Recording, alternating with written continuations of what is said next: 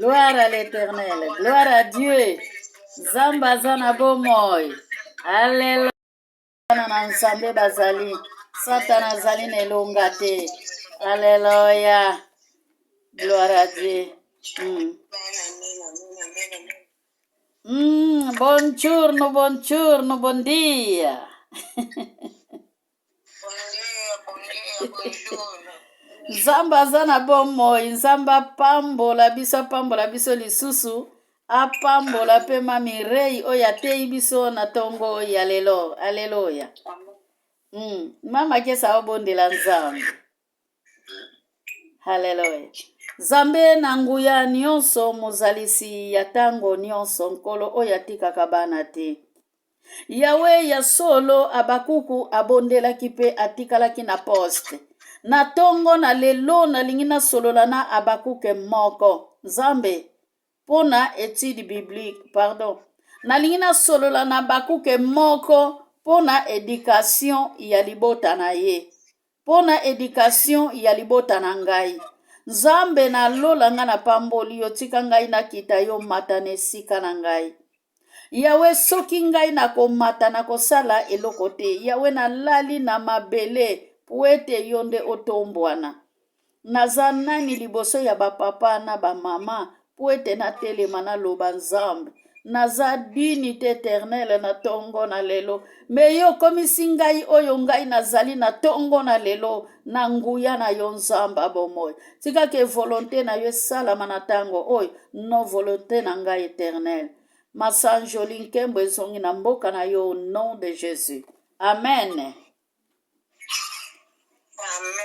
Nzamba lola apambola biso lelo lisusu toza na chapitre moko oyo kopesa biso ba chapitre mususu likolo. Tozali na mukanda ya Matthieu eza liloba moko oyo elobamaka mingi. Mukanda ya Matthieu 16 toza na verset 19. Hallelujah. Matthieu 16 verset 19. Natangi makomi. Nakopesa yo bafongola ya bokonzi ya likolo oyo yo okokanga awa na se. Nzambe mpe akokanga yango na likolo. Oyo yo okofungula awa na se. Nzambe mpe akofungula yango na likolo. Alléluia. Amen.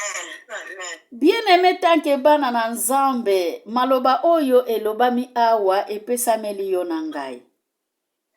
Bien-aimé na kati na lisese oyo soki tozongi likolo tokenda komona ke bescribe bazalaki, bafarisien bazalaki. Mofutisi mpaku oyo pa bandaki kozanga esika te disciple ya Yesu azalaki wana Pierre. Pardon, azalaki wana Matthieu. Azalaki wana. Tozomona awa bazali koloba likambo ya fongola. Bien aimé, fongola eza na makambo ebele. Ezalaka na fongola oyo etenga makasoko tiango na porte ezo fungola porte te. Eza pe na fongola oyo ezali ke okotisi yango na lidusu soko baluli yango te etikali pe wana porte pe ekofungwama te. Eza pe na fongola oyo ezali na etape ya kokanga. Okangi pe obimi okei. Soki mutu mususu aye akokofongola te.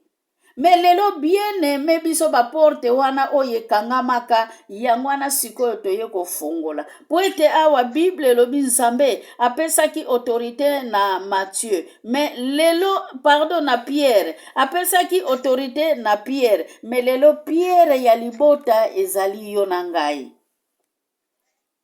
Bien aimé Pierre azalaki violent. Pierre azalaki violent. Bisika nyonso Pierre azalaki.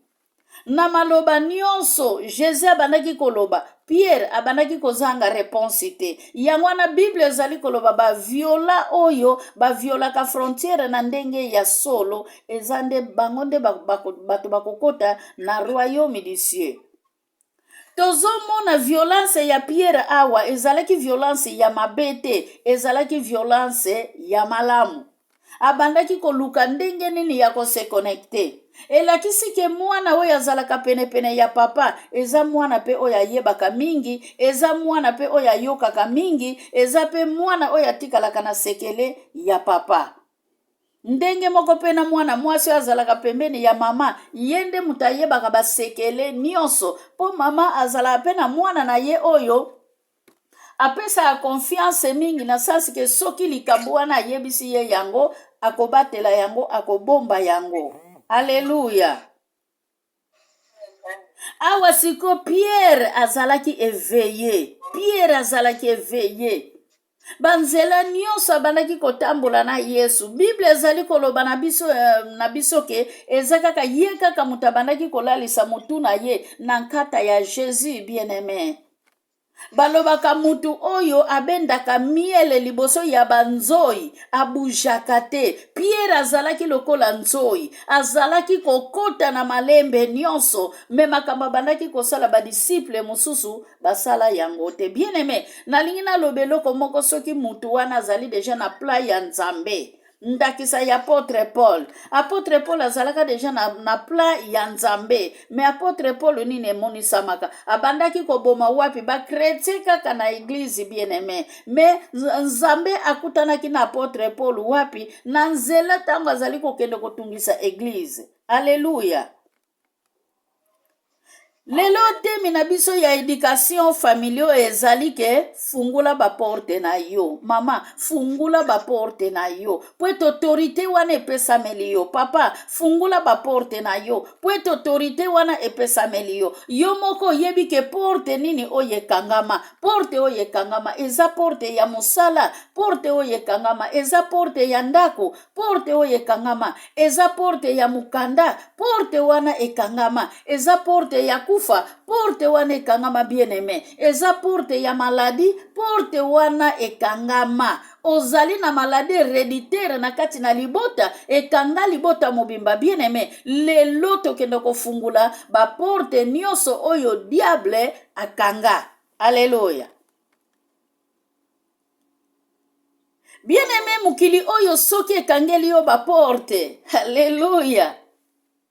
Tanke mwana na Nzambe okozala capable ya kofungula yango. Poete awa na verset 19 na Matthieu 16 verset 18 Bible elobi nkolo ayebisaki na Pierre ke likolo na yo ngai na kotonga lingomba. Bien-aimé, linga Nzambe atonga lingomba likolo na yo. Linga Nzambe atonga lingomba likolo na ngai. Soki Nzambe atongi lingomba likolo na ngai, likolo na biso bien-aimé, mutu moko te akoya kobuka etonga wana oyo Nzambe atongi. Loba nde yo mutu balingi batongela etonga okweya, yo moko kweisa libanga wana. Poete makomi elobi ye moko aza libanga oyo babuaki, oyo bamason babuakaki, oyo ekomaki likonzi ya ndako ya Israel. Kamata libanga wana oyo bamason babuakaki bien-aimé, komisa yango mungwa na ndako na yo, komisa yango kisi na kati ya ndako na yo, eya kofungula ba porte nyonso bien-aimé. Poete libanga wana epesameli yo. Libanga wana ezopesa biso église,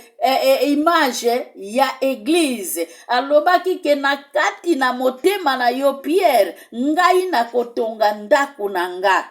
Alléluia.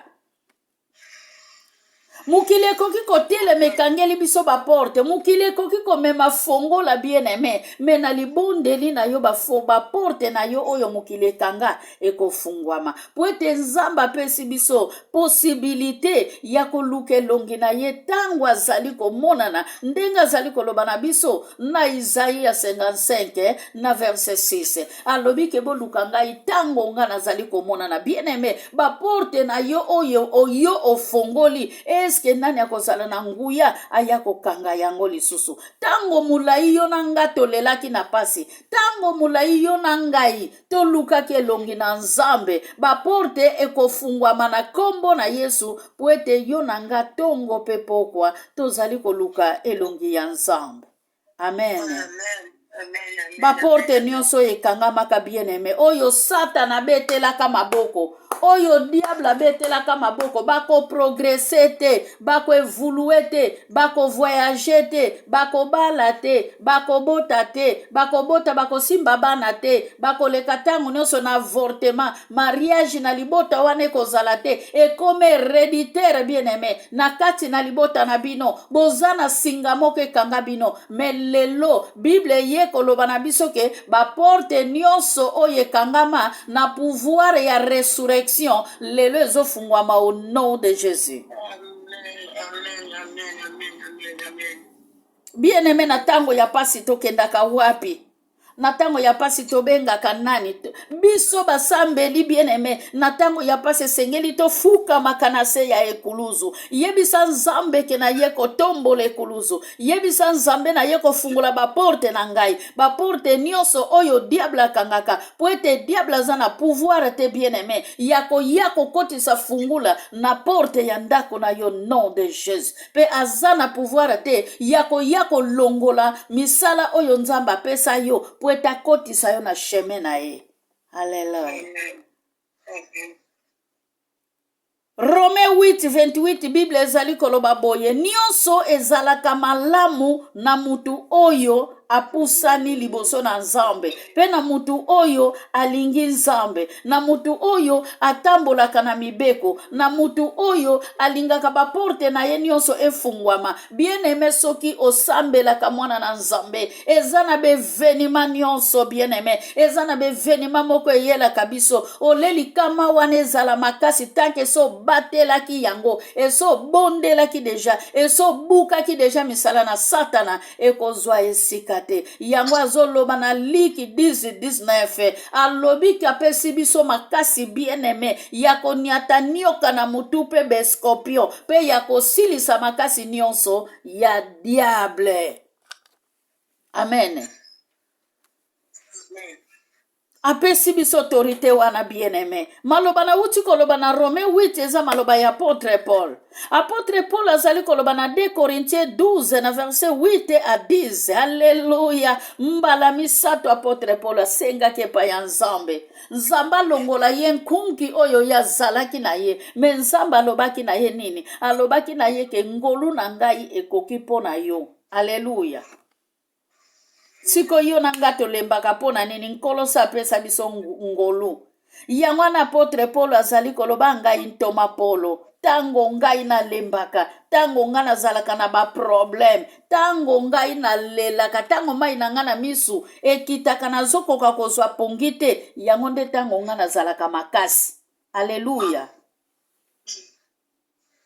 Bien-aimé biso bana na nzambe tolingaka ko gene na ko prier na ko pusa na liboso na nzambe soki libala eza te.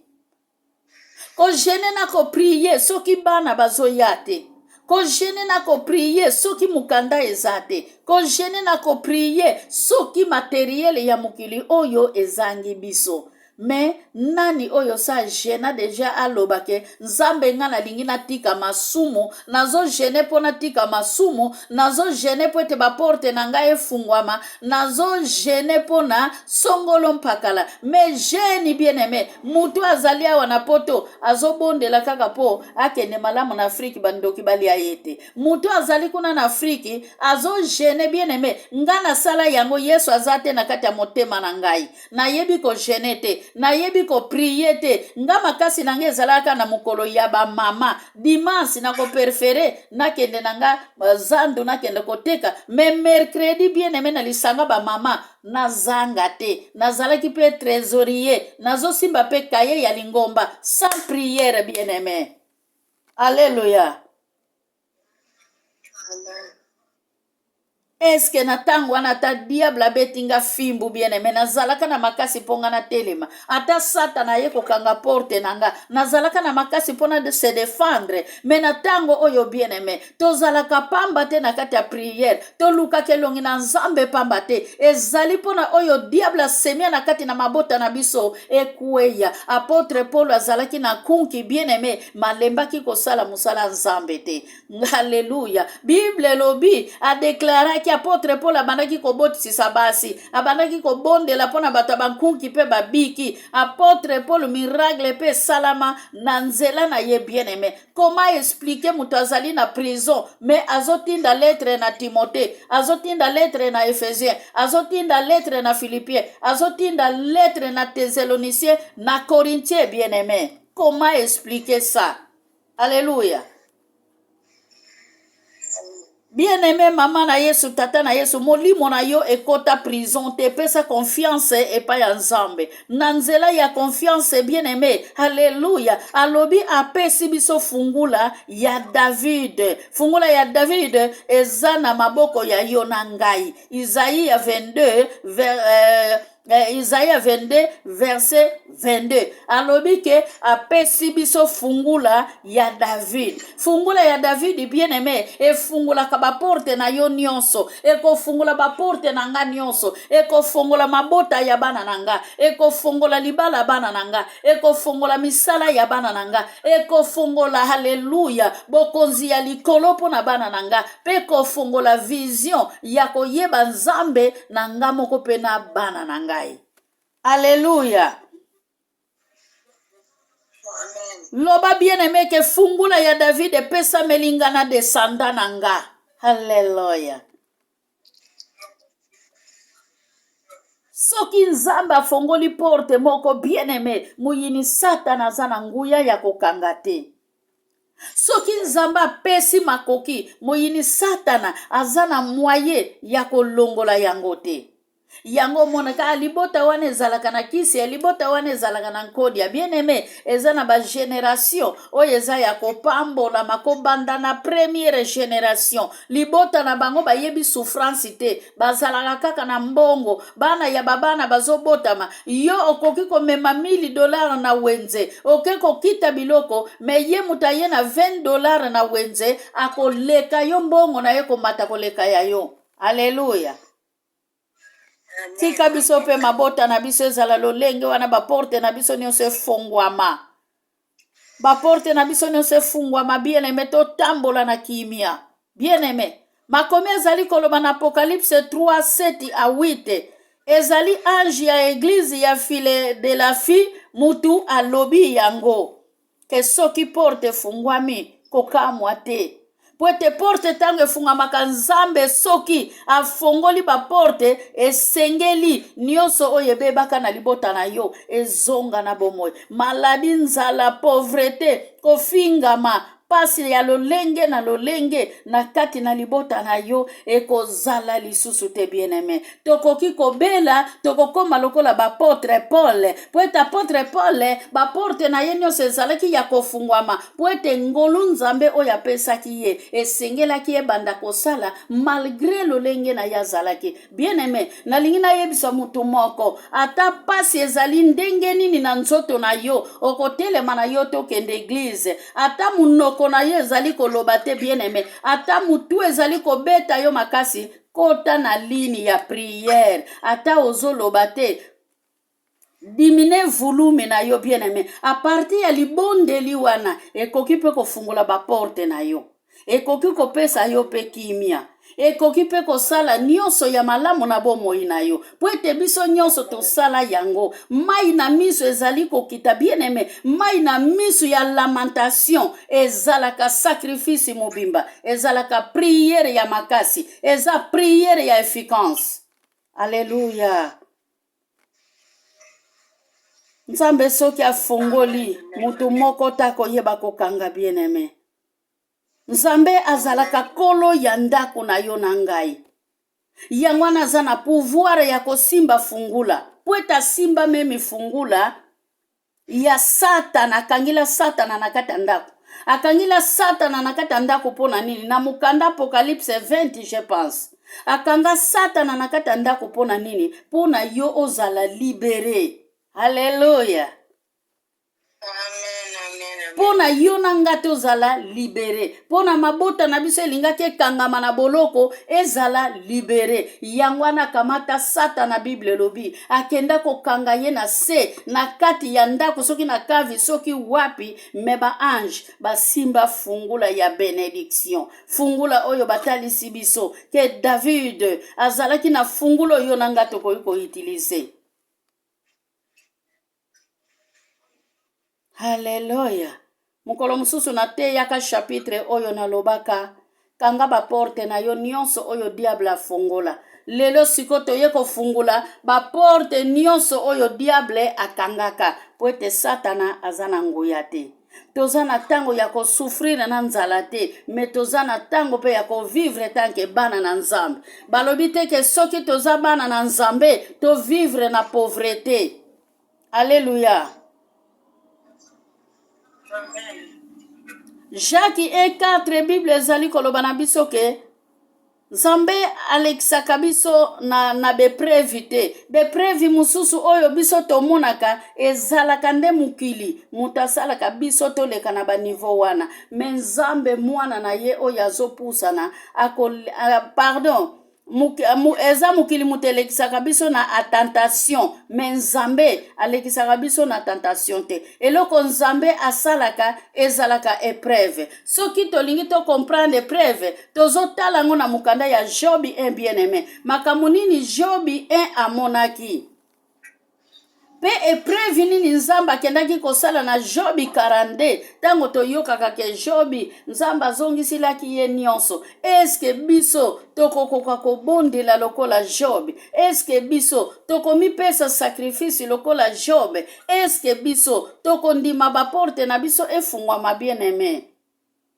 Na tango zolinga ofungula ba porte na yo songi po tikite, jalousie o tikite bien-aimé. Ezali na makambo ebele oyo esalaka tango Nzambe zolinga fungula ba porte na yo, comportement na yo kaka mama papa ezo bloquer lisusu ba porte na yo. Tanke fungula so zwa na maboko na yo, mozoko ko fungula porte na yo te. Pona nini bizaleli?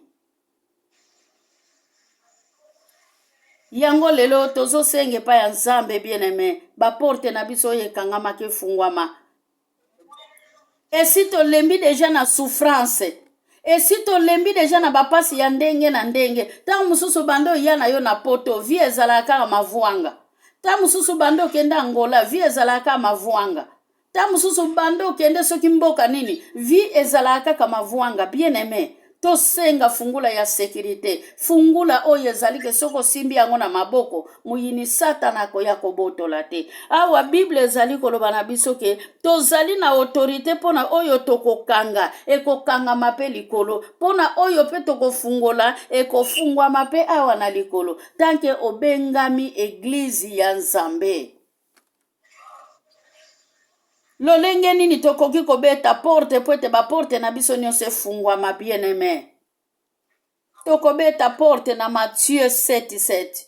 Matthieu 7:7 ekoma nango na bana bitendi Matthieu 7:7. Na bana bitendi Matthieu 7:7. Nzoka nde Matthieu 7:7 foko kota na kati ya profondeur ya liloba Nzambe. Amen. Foko kota vema na profondeur ya liloba na Nzambe pona okenda ko bimisa eloko nini Matthieu 7:7 azali kote ya biso. Alobi ke bosenga, yo siko osenga kate, siko kozwa ndenge nini. Ya alobi ke senga, yo omimoni ke so koka na yo, poeto sambela kana lolendo, okosenga kate, Nzambe pa kokopesa yo te. Poete alobi soki bosengi bokozwa. Pe soki boluki, bien-aimé, to lukaka ndenge nini. Koluka moko ya bolembo banda pe na banda ko sambela bambula na sambela kaka pesi na lembi na ko sambela kananga lisusu te ekozala malamu na kende na nga na nzela mokuse poete ya Nzambe eumelaka. Alléluia. Amen. Nzamba abombeli eloko moko oyo koya na 2025 yo olingika kozwa eloko wana na 2024. Ba porte na yo elingaki efungwama na 2024 yo na 2023 ezo salaki deja eloko mususu. alobi ke soki boluki bokomona biso tolukaka ndenge nini bien-aimé. alobi ke mutu nyonso oyo asengaka azwaka bien-aimé mpe mutu nyonso oyo abetaka porte afungolelaka ye po ete ye azali na fungula oyo efungulaka baporte nyonso ya mokili oyo ye azali na fungula oyo ezali te ko soki akoti yango ekofungola te bafungola nyonso ya ye efungulaka baporte ya benediction ya ndenge na ndenge. Me ntango bien-aimé tozali kobeta porte ya Nzambe esengeli tozala na douceur ndenge nalobaki ke mutu oyo abendaka miel azalaka mayele mpo na banzoi baswa ye te. Me biso lelo ekoma brutal ozosenga eloko moko nanu bapesi yo te. Nzambe epesanga mwana okozwa mwana ndenge nini soki yo bala nanu te. Alleluya. Obali nanu te siko kobota ndenge nini bien-aimé. Ndakisa ya awa na poto mutu nyonso ayebi kaka ke mwana mutu avandisaka mutu yo za na mobali te okende kobota na mutu ya liboma. Ebele bazwa sumbele ya kanisi mobali wana aza na mukanda ake komipesa apesi ye mwana nzoka aza na ye na mukanda te bango mibale bashome. Alleluya. Nzoka nde patience efutaka bien-aimé. Patience efutaka. Patience efungulaka baporte. Patience epesaka eloko ya malamu. Patience epesaka eloko ya kitoko. Patience efungulaka nyonso oyo ekangama. Psaume 24 verset 7 à 10, Bible lobi, Nzambe aza roi ya gloire, aza mokonji waba konji. Yesu Christ soko azali centre na kati na libota na yo bien-aimé. Ba porte nyonso oyo ekangama ekofungwama. Okomona kaka tongo etani Nzambe azali kosala miracle. Nzambe azali kosala bikamwa moko. Ozo comprendre ngo teke. Hallelujah. Nzambe azosala bikamwa moko. Ozo comprendre teke Nzambe azosalela nga ya minene. Ozo komituna na sali nini. Bien-aimé. Poete na Jérémie 29 na verset 11 alobi na biso yende abombeli biso bonheur. Siko bonheur wana pona tozwa ngo bien-aimé. Ba porte fezala ya kofungwama. Poete ba porte soki eza ya kokangama. Tokomona bonheur wana Jérémie apesi biso te.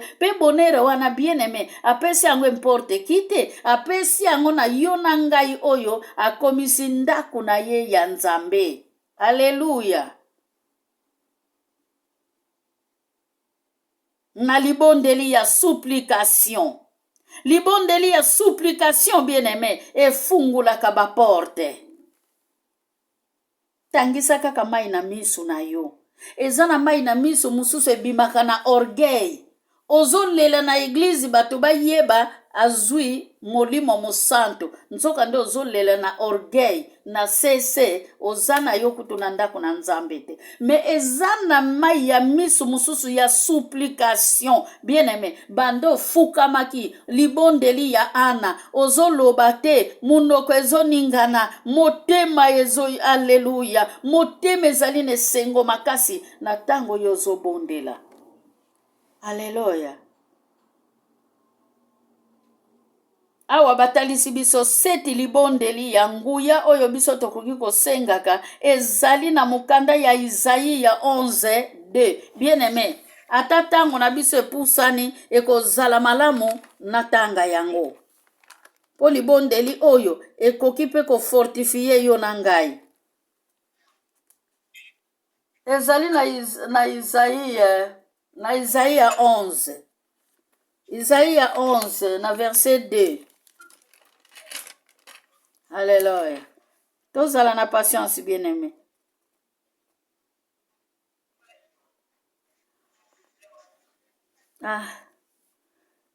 Elobi boye. Molimo ya Yahweh akozala likolo na ye. Molimo ya mayele mpe ya koyeba makambo. Molimo oyo apesaka toli mpe makasi ya bitumba. Molimo ya koyeba nyonso mpe ya kotosa Yahweh. Alleluya.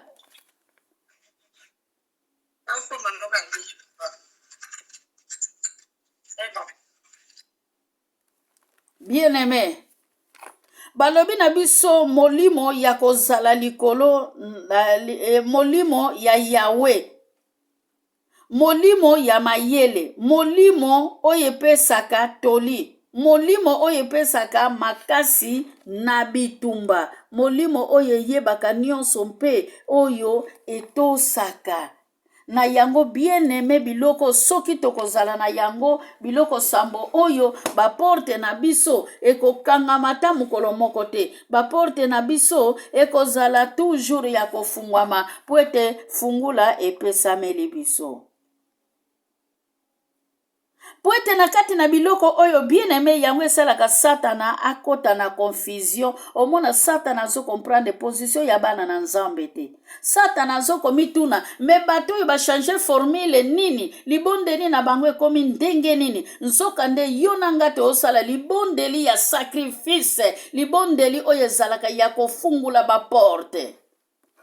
Me lelo ekoma mutu akangaki baporte na ye moko afunguli yango lisusu. Lelo mutu aza na gene, mukili mobimba yebi azo gene, mutu aza na probleme na kati ya libota na ye, mukili mobimba ese yeba deja probleme wana ole afuka masambela nzambe. Alléluia. Établir ndako na yo bien-aimé, établir ndako na yo lokola mokonzi ya boloko bien-aimé.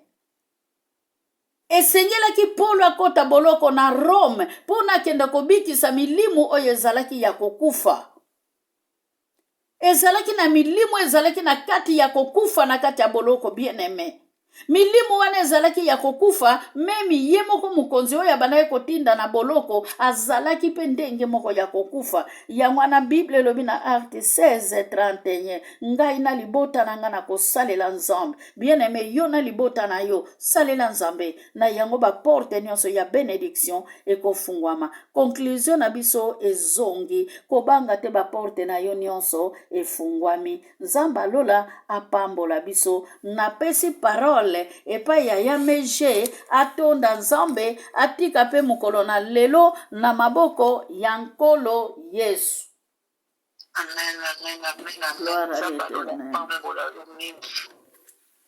Zamba pambola wazopisa yo sagesse pe mayele, nzamba pambola biso nyonso, apambola lokoleka bakisa oyo ezali. Moyengebeli nzamba lola libanga na talo liziba na mai na bomoi. Emmanuel nzambe na nguya mopesi na pema mopesi na bomoi. Papa topesi yo merci po ozali nzambe. Olobeli biso matongo na lelo ke toza na se na autorité divine yo pesa biso nzambe. Yo lobi biso tokofongola yo kofongola yango nzambe. Oyo tokokanga yo kofukanga ngo nzambe alola po yo pesi biso autorité likolo na nyonso. Mosantu na lola merci. Merci papa. Po toza na ekimelo mosusu te Yawe. Yo ndo ozali ceinture na biso ya sécurité papa. Yo ndo ozali ekimelo na biso pe bombamelo na biso nzambe alola. Andeor na yo mosusu azali te papa. Kaka yo papa. Tango ozopesa mayele kati na baombo na yo mpona koloba parole na yo nzambe. Ozolakisa biso nzela ya bomoi papa. Alléluia. Yawe biso toye epai na yo biso moko te nzambe yo ndo obenga biso. Po yo lobi te nzambe koyi kokokisama te papa. Oyebaki biso uta tozalaki na mabumwa bamama na biso. Oyebaki biso ke un jour okotia esika oyo ya bamama mabolongo po tosangana mpona kozwa mayele, mpona kozala na sagesse, mpona komitondisa na se na loboko na yo papa. Tokoki kolesa nzoto na biso, tokoki kolatisa nzoto na biso papa. Nzoto kokotisa biso bokonzi na nzambe te. Bokonzi ezali epai na yo ebandeli. Bible elobi ebandeli na mayele ezali kobanga yo papa. Yawe yo toshe musali na yo okotisi parole kati na ye afenke ya loba nzambe. Ezalaki ye koloba te papa. Ezali mama makese te kasi ezali yo nzambe botondisaki ye walobela Israel na yo. Alléluia. Oui papa. pesa biso motema ya kobomba nzambe, pesa biso mayele ya kotambwisa manzambe alola. Biso tozali kaka bato yawe, kasi oyo apesaka mayele mpe bwanya ezali yo nzambe alola. Merci papa, poliesi milimo na biso papa, olakisi biso nzela nini tokoki kolanda, bokonzi oyo opesa biso papa. Oh Jésus, merci nkolo, merci, merci Seigneur Jésus.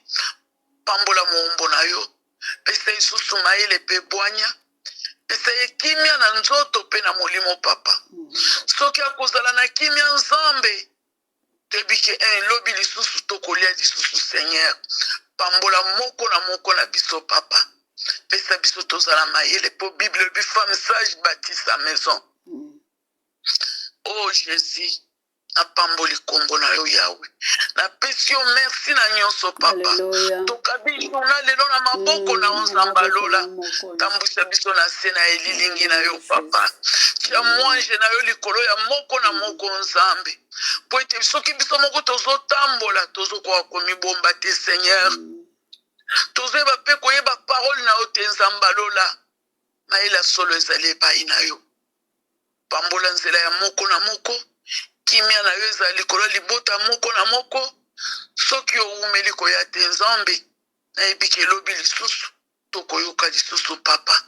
Tika lokumu nkembo ezonge epai na yo, na kombo na Yesu nde tobondeli na kondima. Amen. Amen. Alléluia. Nzambe alola pambola biso.